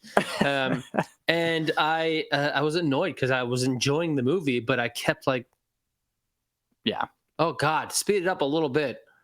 Well, I'm glad you powered through. It is like, it's like an hour, 40 minutes. I understand things could have been sped up, but this definitely feels like those noirs from a little bit before this era, like those like late 40s and like early 50s noirs, were long as shit. They were only like an hour and a half, but they felt long because it's just guy with hat who talks to people about stuff. And I'm like, like there's interesting things about this movie, but some of them are hard to get through because the pacing is very, very slow. Very slow. I didn't have that problem with this. This kept me engaged the whole time, but I know and love this film and was prepared for it. For me, this isn't like this. These dislikes are more of our era and current times. I think I understand why these things are in there, and obviously I'm not criticizing Alfred Hitchcock. But like, hey, I have notes on your movie from 65 years ago. Yeah, you know, but to this day, and this always kind of bothered me is some of the hamminess of that final reveal. Oh, okay. Because everybody's very like buttoned up and like very, you know, like very believable acting. Yeah. We get to that final scene when Norman as Norma runs in, you know, with the knife. He's like, ah! and Sam's like, oh, and Lila's screaming. Even the corpse overacts. It's like it like turns. It goes. Dude. And I was like, oh man, that's a bit hammy. It's a little William Castle-y, you know. So that stuck out to me. I didn't mind that, honestly. Okay, interesting. Another thing, my major dislike. This is my massive dislike about this film that I understand why it's in there. Once Norman gets caught, we cut to the police station where there's a psychologist brought in to explain the whole fucking thing. Oh. We've never seen this guy before. We have no idea like who he is. He's just, I'm a psychologist. Let me fucking tell you everything and just explain it. Dr. Exposition. Dr. Exposition, exactly. And I'm sure this was appropriate because a lot of these concepts were really heady for the 1960s, and psychology was not new, but like not so much in the mainstream like it is now. People don't understand it as much. Yeah. But I was like, holy shit, this goes on forever. And the psychologist is like, Norman wanted to blah, blah, blah with his mother. And he explains this whole history and it kills some of that mystery. But I do like that scene, the very end scene where Norman is sitting there alone. We hear his mind, like we hear his inner voice talking as Norma. I wouldn't even hurt a fly. I think if we cut from that final scene, we cut into, again, I'm giving Hitchcock notes. We cut for today's audience. We cut into the thing. He's like, you know, like your family's dead, but we got him. He's like has these issues, and then we cut in. We hear him talking. It gets across all those things that the psychologist was talking about, but we get to experience it. And that little smile at the end, I think, was nice. It was a very nice touch. I don't think we needed to see the family again at that point. Because it wasn't about her. I think that instead of the exposition scene for more modern audiences, it could have been we just go through that together with that whole interview with the psychologist, but we get like flashbacks maybe here and there. I could see that. I think it'd just be even more mysterious because I think by the time we get the reveal, there's like all these little things. Like even the sheriff is like, oh, the horrible thing that happened 10 years ago. Norman's mother's been dead for 10 years. And like, we get it. Like, I think we get it as a modern audience. So I don't think we need any of that. I don't want to sit there and hear Norman Bates talk as his mother and explain everything. I think we just get the aftermath of it because I think we get it and leave it a little more mysterious, a little more conversational. You know, it'd be a cool ending. What is not the whole, back and forth is patient and psychologist, but like just the very end where it would just cut to the psychologist like saying something along the lines of, "Well, thank you for explaining it to me." Like the whole movie was him explaining it. Oh, okay. And then like comma Norman and how we get that he's now Norma. He says it's Norma. The only issue with that is the entire first half of the film where we're with Marion Crane. Yeah, but that would be so much shorter for a remake. That's all I'm saying. Start the opening scene with the shower scene. Just fucking come on. Fuck this inventive structure. We're just getting to the meat. Yeah. Meat and potatoes. That's hilarious. No, but I just think that I understand where you're going with it though. Yeah. All of that could have just been the first act, not the first half. I agree with that. I agree with that. Absolutely. I think that could be very interesting. Could we like shift perspectives in a way? Yeah, it could be cool. I think that'd be a fun writing challenge as well. But overall, I think this is a really great film, and I'm glad you got to experience it in full. Me too. Is this a recommend for you? Yeah. Fuck it. I mean, yeah, it's. I guess I don't give a shit. I don't know. I didn't really pay attention. No, yeah, I think it is. It's definitely a classic for a reason. Sure. And you have to deal with the pacing a little bit, which is annoying, but you can, as long as you're not like tired or you have some coffee or something, you'll be fine. Yeah, I disagree. I watched this very late. And I was floored. But I guess if you're into more, I think you can appreciate this as a modern audience. Yeah. I think I really think you can. Yes, I understand that some of the pacing things can be a little, you got to push through them a little bit. But whatever. I think if you invest yourself in the story, it will reward you greatly. Yeah, I agree. I think honestly, even though the pacing sucked, it still was a really interesting movie. And like, it definitely pulled me in. Which is why I fought through sleep. Because if it did pull me in, I would have been like, fuck it, I'm taking a nap. I'll finish it later. Yeah, that actually is true. That's high praise from Dave right there. Mm-hmm. I almost fell asleep, but I didn't. Not only that, how many times was I on my phone? Oh, how many times were on your phone? Clubby one. How many times was I on my phone? Hey, I want to reiterate how proud I am of you. That's a big step, and I appreciate that. To be fair, she fell asleep one time, so well, fuck her. I'm kidding. But no, I do appreciate that about you. I appreciate that you're going there. Yeah, it absolutely did create an entire movie genre, but also gave it some weight. It gave us a lot to think about thematically, structurally, morally, all those things, and still has a lot of that rewatchability because there's a lot of things. Not something I can necessarily say for our next film, a little movie called Secret Window from 2004. We're going to get into this one, buddy. I think these are good to be programmed together, but one outshines the other. I'm not going to tell you which. You don't have to. We know it's not this one. But we're going to talk about it. So, Jordan, if you have the trailer for Johnny Depp's Secret Window, we're going to take a peek. Johnny's Secret Depp Window. What matters is the ending. It's the most important part of the story. And this one is very good. This one is perfect. Final. The way he looks at the. Yeah. Oh, yeah, movie trailer voice guy.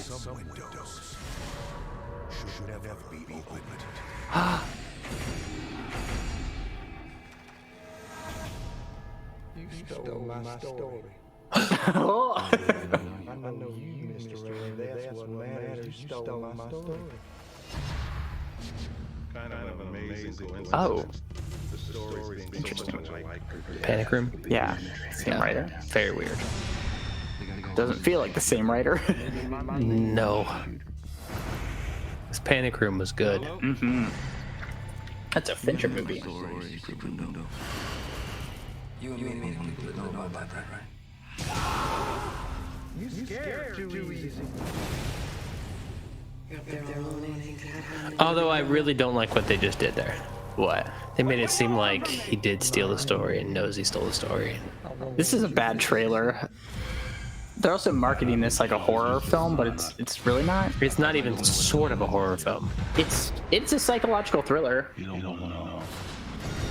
It was psychological. It was not thrilling. That was the attempt.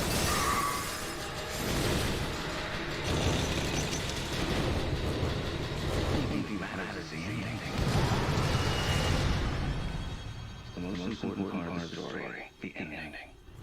Oh, interesting, John. I can see that. Yeah, I can definitely see that, John.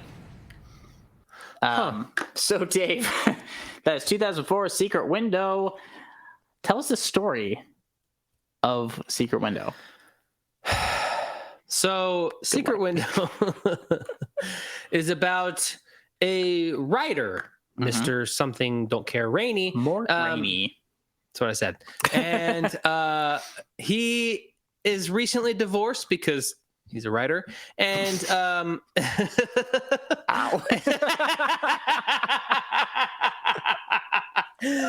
Yikes. Anyway, so he's divorced and he's not over it because he caught his wife, soon to be ex-wife, cheating on him in a motel. Yep. Not the Bates Motel. Not unfortunately. And would have been a much more interesting story. And then he is confronted by someone who says, "You stole my story." And then he loses his fucking mind. Yeah, the big conceit is that he's being accused by this very mysterious man named John Shooter, being accused of stealing his story. Now, Mort Rainey is a big writer. This is a Stephen King adaptation, which you would never would have known because it's about a writer who has substance abuse issues. Wow, new concepts. Interesting. Getting into it. Thanks, Stephen King. Just kidding. So he's basically battling this, but also like having issues getting over his ex-wife who's with a new man now. They're trying to get divorced. It's a whole thing, but it's actually not a whole thing. It's not. Because it's like barely even there. And honestly, I don't want to get too into the dislikes right now, but that dude is such a dick for no fucking reason. Such a dick. Everybody is weird in this movie. Very weird. So what was your first impression of this thing? Have you ever seen this movie before? No, I had not. Oh, really? I had not seen this movie before. Okay. My first impression was, and I believe Clubby One can attest to this, is my first words after watching it. The movie was fucking dumb. Yeah, she definitely did not watch this movie with me. So I saw this movie pretty soon after it came out, and I was, like 13 or 14. Yeah. I liked this movie when it came out, and I was 13 or 14. Come a long way, Blake. I hadn't seen it in a long. I think I rewatched it a number of years ago, and I don't remember how I felt about it. Hopefully bad. It was like, well, we're getting into it. I feel bad about it now. But hopping into, so Jordan, actually, you've seen this movie. How did you feel about Secret Window? What was your first impression? Yeah, because I feel like you're going to have a very very interesting take on this. Well, I thought it was good until I actually watched it as an adult. Yeah. Same. And very much like my comment, I liked it until the Instagram girls were wearing it as a tan version of this hat. So now that's I was like, what? Yeah, because all the Instagram girls now wear that hat. But this is like the genesis of Coachella fashion. The John Shooter hat. And that's why I hate this movie is the hat. That's the only reason. Sure. Okay. There's no other reasons great. to hate it. Everything sounds like great. a Jordan answer. That's for sure. No, for sure. This is great. I did like this movie when it came out, but I think the conceit of this film is interesting. I think it's an interesting idea for a movie. Yes. That discounts and is not discussing the execution of it, but I think it's a fun idea for a film. Yeah. I can see why this got made. It can be very visual. How did you feel about the acting? It was. I mean, I think Johnny Depp initially tried, and then was like, "Meh." I think I see. I don't know. I think the acting was fine. Yeah, I would agree with that. I was fine with because there's not a whole lot of depth to the story, which I'll talk about in a moment. But I think Johnny Depp was good. I think Maria Bella was good as the wife. I think John Turturro was really great. I felt like he was having the most fun as Shooter. He's just hamming it up, and his Mississippi accent, and that was very good. I think he was great. He's very creepy. So I think he nailed that role. But yeah, man. Speaking of Maria Bella, her name popped on screen. I was like, hey, yep. Blake knows her. Yep. But for me, this is one of those things where I don't know. I don't like a lot about this movie because there's so many, like the effects aren't good either. I think the whole thing is overlit for like as dark of a tale as we're going into. It's a like really overlit film. Like it looks like a sitcom at times. It does. Fuck, it does. It's so funny. I was like really trying to look past all this stuff. I don't like a lot about this movie. There are some interesting ideas here. Like I said, I think the conceit of this movie is good, but like literally it's only an hour and a half, but the movie just starts. So we open up to Johnny Depp finding his wife cheating on him, and then he wakes up in his cabin, and there's a knock at the door. He opens the door, and it's this John Shooter guy. You stole my story. We're just hitting the ground running, and I'm like, not in a good way. Oh, we're just yep. We're just doing it. Those two ideas don't connect in any way, but I guess they will now. Think of the beginning of this movie like somebody who's like, I can get out of this moving car 25 miles an hour, and then they just take the first step and then get run over by the car. It doesn't feel like we're going that fast. No, exactly how this movie starts. No, I agree with you. It's like really jarring because like you get a setup for the beginning, and then you kind of expect like something even like thematically to kind of like get us there. Like there should be a reason why we saw that first. Right. It would have been more interesting if Mort wakes up, like is like looking through his manuscript. He's all fucked up, he's hungover or whatever. He's like looking through his thing. We get that he's a writer. We get that visually, and then he answers his door to it. I'm like, oh, like that could be cool and jarring, but it felt like since we started with something else completely, and then we're here, and then this starts. It's like, what are we doing? Right. Where is this going? Why is this happening this way? Is that his lawyer? Who is this guy?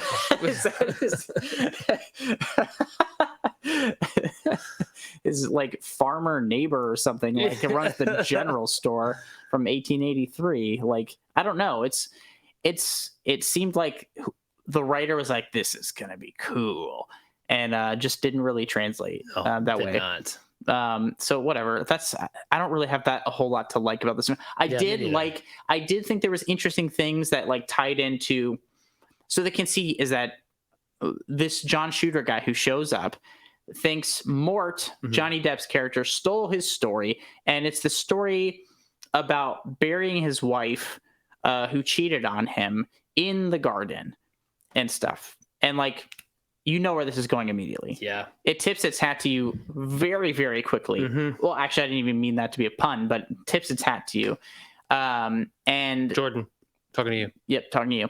And I don't know. There's just, I think that's an interesting idea because I think the way like the book stuff is phrased, since it was written by an actual novelist, Stephen King, I think that stuff is interesting. But short of that, I don't really like much about this movie, and I just kind of want to talk about my dislikes. Let's fucking do it, because I'm with you. But I don't have much that I like about this movie, and by that I mean anything. I didn't like anything about this movie. Okay, harsh, a little harsh, but I understand. I mean, your likes list is like 4 long, so. And I stretched a couple of them. 2 of them are kind of the same thing. Also, I'm exaggerating. I did like the one performance. Aside from that, though, it sucked. Fair enough. So what was your major dislike?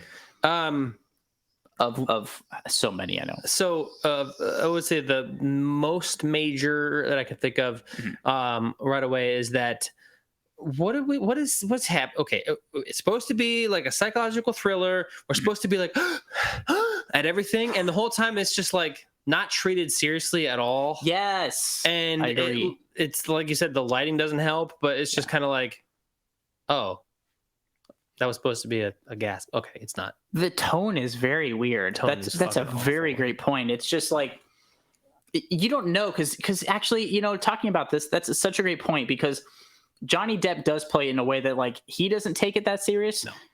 And so we can't really take it that serious. He almost feels like a little Jack Sparrow-y. I was gonna say. And like, okay, what year was that first Pirates movie? 2004?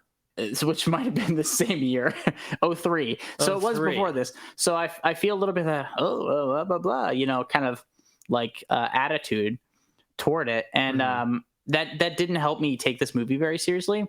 Yeah, I think that Johnny Depp had some very poor choices, specifically at the end, but also throughout. because he didn't really seem all that concerned at any point for any of this. No. Like, quite literally, there was multiple times where something would happen, and he would look and then just go, What are you doing, man? This is supposed to be scary a little bit. Yeah, because like the trailer makes this seem like a horror film, but it's straight up not. It's not even that horrifying. Like the horror in this movie, no, isn't really scary even when we get to the end because, spoiler alert, he kills his wife and buries her in the corn. Like we were told from the very beginning. We know. We whatever. That bothered me. So there should be things. I really dislike that they killed the dog. That was fucking annoying. They killed Chico. I was so annoyed by that for sure. I know why they did it. I get it. But dislike that. I also, similar to Psycho, there's a lot of exposition at the end of Mort explaining to himself. Because guess what? The twist is Mort and Shooter are the same person. Oh my God. Fuck. So I honestly saw that shit coming halfway through. I was like, oh, totally. Because they lay it all out for you. It's this feels like a major studio trying to make a psychological thriller. Where it's like, hey, everybody's stupid who's gonna watch this, so we're gonna make sure we spoon feed them all these things. And I think the twist could have been more fun if it was handled better. Like, I think it could have been fun, but I don't know, man. Hokey. It's so hokey, dude. It definitely feels like it was dreaming the whole time type twist. It feels like it does feel kind of like a rug pull kind of thing where it's like a bad M. Night Shyamalan twist where it's like the whole, like, it doesn't lend to rewatchability. No. Like, you get it, and then there's my main issue, my major dislike with this film is that it's so, for a psychological thriller, it's so fucking surface. Yes. This film has nothing to say. No. At all, dude. At all. But here's the thing. Fight Club is a movie with stuff to say. Yes. Fight Club is brilliant because Fight Club is way more than just the twist. The twist, we talked about this on our episode, the first episode of season 3. We talked about Fight Club we sure did. and Black Swan. And that's a big point that I wanted to make, is that everybody remembers Fight Club for the twist, but when you watch this movie, it is a film that is dense, like thematically dense. It has things to say and discuss and characters and all these things. Secret Window has nothing to say. No. It doesn't have anything to say about divorce or grief or like creative, like being a creator or an artist or like the dicey world of plagiarism. It has nothing. No. It's so service. And so when you get the twist, you're like, this, I don't care. No. I never want to watch this again. I didn't even want to finish watching it. I don't blame you in the least bit. And it's shorter than Psycho. Yes. It's like 20 minutes shorter. It felt longer. I agree. Because the movie is also paced very weird. It wants us to care about a lot of mysteries that I don't fucking care about. No, I don't care. Because Mort doesn't care about it. No, he doesn't care about anything except for Jack Daniels. It's true. And Pall Malls. The cigarette of everybody's also, grandma. I don't understand why the whole time he's like, I don't smoke. Because he's repressing things. Okay, that would have been, but they didn't. I know I'm making that up. That would have been the natural thing, but they didn't play into that. There's so many things about this movie that could have made it clever. If it was just like John Shooter was smoking the whole time, and he's like, I don't smoke. Yes, but they show him smoking when his fucking house person is there. I know. Yes, you do. We all know you do. It feels like a weird character thing. They're like, oh, we'll try to make him quirky or something. But like, it could have had like thematic resonance or even just narrative resonance or something. But it meant nothing. Everything is dumb. It's so frustrating, dude. It's so frustrating. And I was very deeply underwhelmed. Deeply underwhelmed. Yes. Like I said, the first words out of my mouth were, this movie was fucking dumb. Yeah, man. And it really all comes back to the fact that I haven't read the original Stephen King film or Stephen King's novel. It's part. You haven't watched the novel. Read the film. I don't know exactly. Something. Fucking something. But which I'm sure it had something to actually say. But this story, the way it's it's presented to us feels like the dumb man's like psychological thrillers for idiots. It is. It absolutely is. And I guarantee some people are like, wow. I guarantee this blew some people's minds. Oh my God. And I understand, because if you watch this very surfacely, you'd be like, oh, okay, cool. But I still don't think anybody who enjoyed this film the first time through feels a need to rewatch the film. No. I don't think there's anything there. No, there's no not. Relationships I care about. There's nothing even interesting in Mort's head that I have to care about, or is past anything. Thank you, Philby One. Also, why did he get braces? He's high. He's like such a dork at the end. Like, but for like, why? Because he's got to eat a lot of corn. But he's got to fortify those teeth for all the corn he's eating. That was so heavy-handed. The fucking amount of corn he was eating. Everything was. And heavy-handed. That stupid fucking ending shot of him.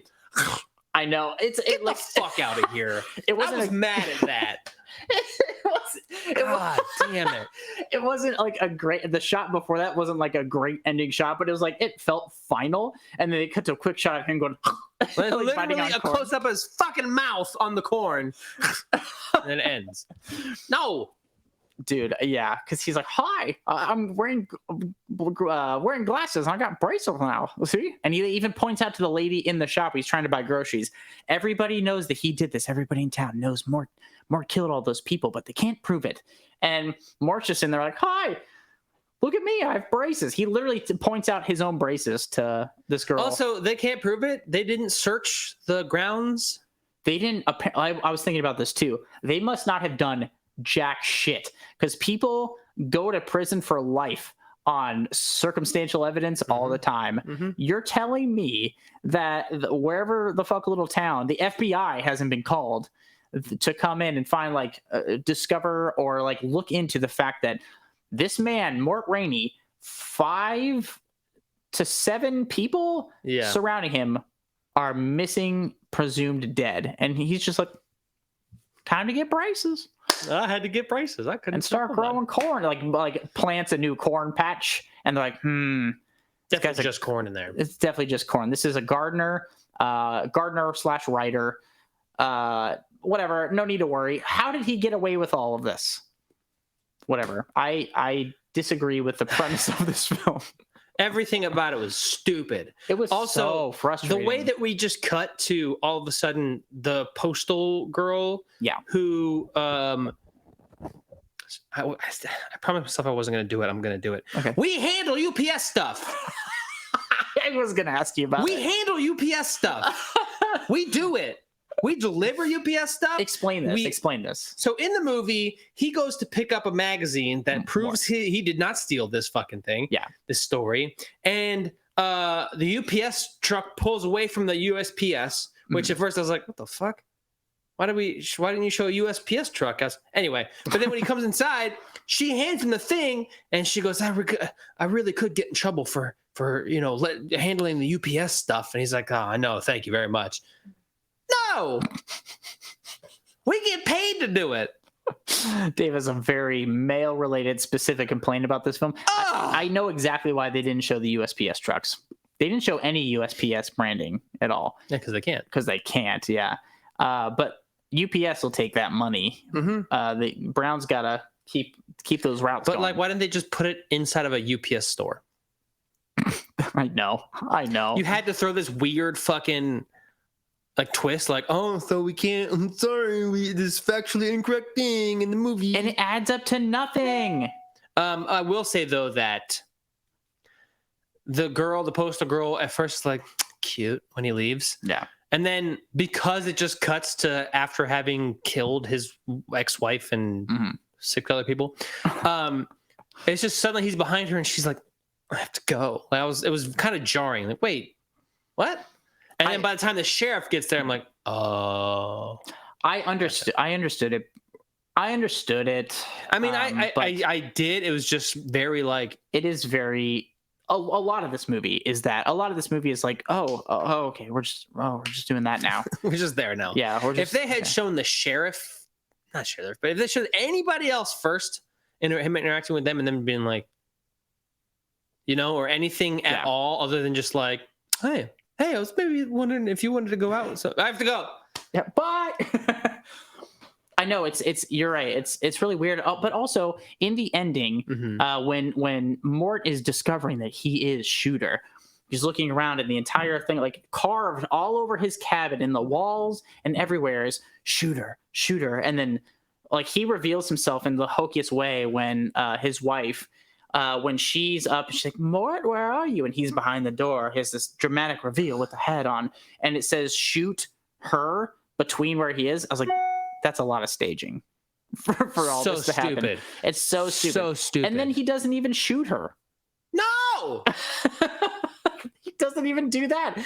But also, by the time he must have had to like redo the insides of his entire like cabin because he carved everywhere Shooter in it.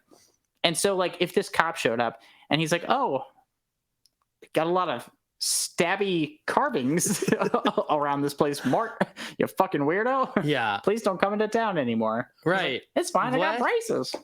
But John, that's actually an interesting little tidbit there.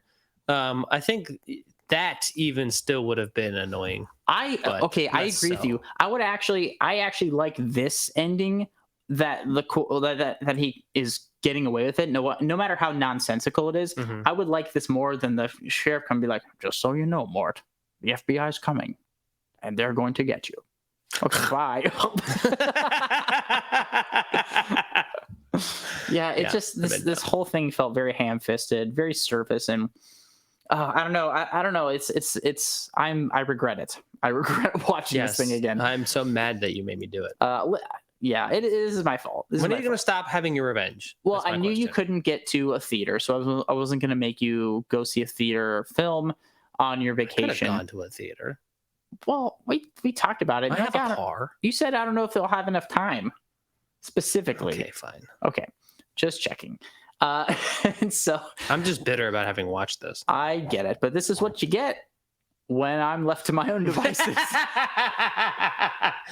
Fuck. At least I gave you one good film that I had to struggle for. Fuck off. Give me a little credit. No, at least that one was good.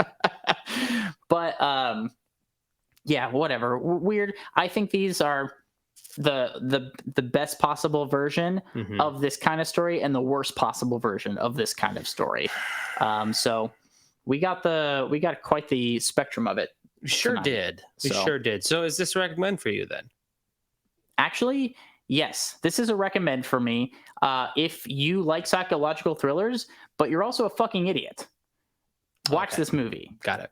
So it's conditional recommend. Conditional recommend. Got it. On your IQ being under 60. Hardest of hardest. Pass. Do not fucking recommend this movie. Do not go see it. Yeah, I don't think it's good. I don't think it's worth it. There's zero reason to watch this movie. In reality, yeah, obviously, I don't recommend it. I don't think you're going to get anything out of it, especially nowadays. Yeah. There's so many better films, even more poppy, like psychological thrillers that you can get behind. I think you should go see those. Yes. Instead of this. Do not waste your time. There is not even a single thing that makes it redeemable.